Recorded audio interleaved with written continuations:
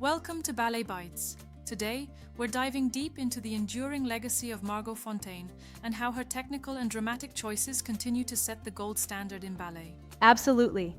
It's fascinating to see how Fontaine's decisions, from her DBE honor in 1956 to being dubbed Prima Ballerina Assoluta in 1979, still echo in the very DNA of the Royal Ballet. Right. And you know, what really grabs you is her performance as Princess Aurora, especially that 1949 US tour where she earned, 48 curtain calls in New York. That's no small feat. It's almost legendary, melding British classicism with a universal standard of excellence. And that public acclaim really set the benchmark we still reference today. Now, digging into the specifics, one of the big debates is all about Aurora's Rose Adagio. The question remains, do we prioritize those showstopper balances or adhere to musical truth? Yeah, I love that debate. Fontaine's approach was, all about musical truth first. She wasn't interested in just executing technical tricks for spectacle. She wanted to breathe life into each movement, right? Exactly. In her takes on the Rose Adagio, it's like, she wasn't treating the balances as mere tricks. She integrated them as living phrases that allowed the music to flow. You could say that she insisted on clarity over mere height. And that clarity, especially with those attitude balances, really demanded a kind of breathing with the music. Like Tchaikovsky guiding every nuance instead of just, holding a pose for effect. Right on. And then, there's that fascinating detail about her teenage Aurora in Act 1. She wasn't coy, she was springing into the role with those clicked fifth positions and perfectly set arabesques, around 90 degrees, not the overextended 120. It's almost as if every movement is sculpted to maintain continuity. Absolutely. Continuity is key. Even the slight head-shoulder dialogue, or épaulement, was crafted to ensure every phrase flowed seamlessly. It wasn't just about hitting the mark, but about maintaining that lyrical conversation with the music. And speaking of subtle details, the smile, oh yes, that warm, radiant smile from 1949 shocked New York.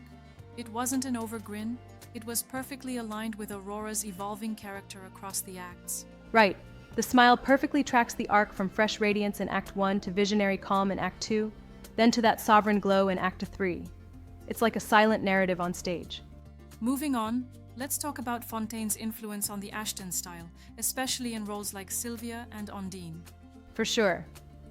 There are 3 non-negotiables in Ashton's style according to Fontaine's approach. First up is the emphasis on épaulement, where the shoulder-head nuance isn't just decorative, but acts as the engine of expression. Right. Exactly. She made epitome of invisible grammar, where you see fluidity without stiffness. And then there's the Fred step, that specific chain of movements like the posé arabesque, coupé dessous, and so on. It's not about speed, it's about doing it, conversationally so that every step speaks clearly. Yes, every step needs to talk.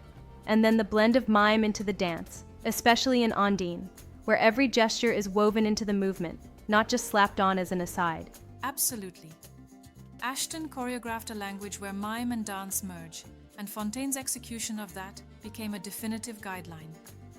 You could say, her performance taught dancers to express character through the musical line, and that integration remains to this day the house rule at the Royal Ballet.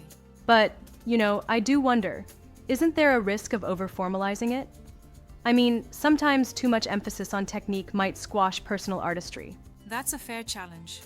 While the strict épaulement and precise footwork set a benchmark, some argue that it could limit spontaneous interpretation. However, Fontaine's choices remind us that the foundation is key. If you nail the technical language, your personal expression can later flourish within that framework. Yeah, that's a great point. Establishing a reliable language in dance up front allows for personal nuance later, not strict rigidity. Now let's explore the dramatic arc Fonteyne established for Aurora, a template still crucial at the Royal Ballet. Right. Act I is all about that youthful buoyancy, almost like I'm 16 and the world just knocked. It's the spark without the subsequent diva energy. Precisely. Then in Act 2, it transforms into a visionary state, a presence that's more than just a person, but a symbol, almost devotional in its serenity. And Act 3? That's the matured queen who remembers her girlhood, with regal elegance and those fish dives that speak to courage rather than mere acrobatics. It's the embodiment of a 3-chapter narrative: girl, vision, and queen. And the precision in tempi plays a huge role. Fontaine showed that a steady tempo can really help the dramatic arc breathe, even if it means sometimes sacrificing a bit of technical flash. Right. A subdued pace isn't a hindrance. It's a deliberate choice that speaks to the character's journey through each act. And then we have the Nureyev partnership from 1962, a pivotal moment not just for Fontaine, but for redefining partnering standards on the global stage. Yes, that partnership did 2 major things.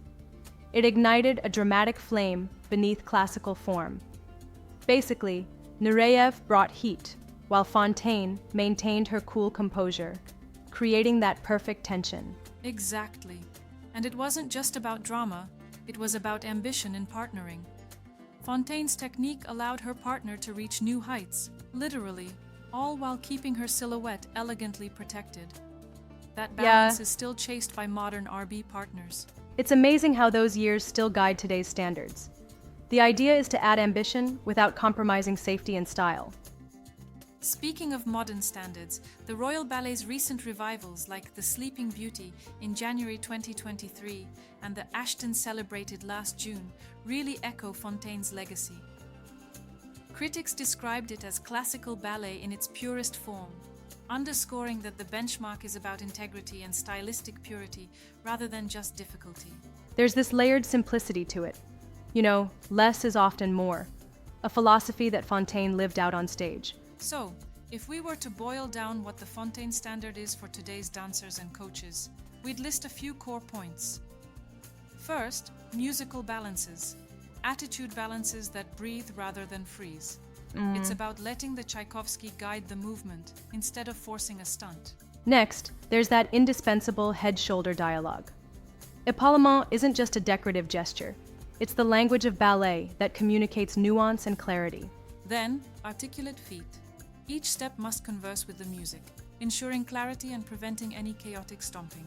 And of course, the dramatic arc in Aurora, a 3-chapter evolution that transforms from youth to vision to queenship, each with distinct emotional tones. Finally, the acrobatic partnering that merges bravery with structured form, maintaining the iconic silhouette while allowing for daring lifts and transitions. Right. It's about sparks without sacrificing the form. And let's not forget the personal resilience behind it all. When Fontaine's husband, Roberto Arias, was shot and left quadriplegic in 1964, she kept dancing with, an unwavering nobility that further cemented her legend. Absolutely. Her dedication on and off stage is a testament to the grit behind that graceful performance. It's that blend of musicality, clarity, and emotional fortitude that dancers today strive to embody. So, to all the dancers, coaches, and passionate fans out there asking, does that performance pass the Fontaine test?